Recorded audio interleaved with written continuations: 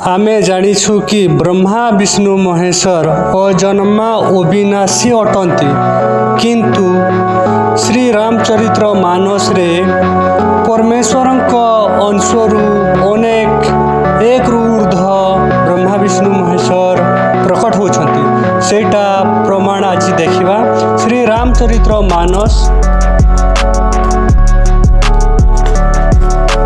टीकाकार हनुमान प्रसाद पोदार। श्री रामचरित्र मानस सचित्र सठिक मोटा टाइप। गीता प्रेस गोरखपुर रु प्रकाश होइछि।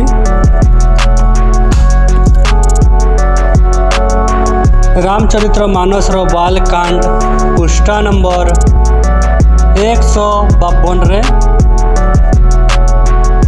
जिन्हें वेद नीति नेति ये भी नहीं कहकर निरूपण करते हैं, जो आनंद स्वरूप उपाधि रहित और अनुपम हैं एवं जिनके अंश से अनेकों शिव ब्रह्मा और विष्णु भगवान प्रकट होते हैं।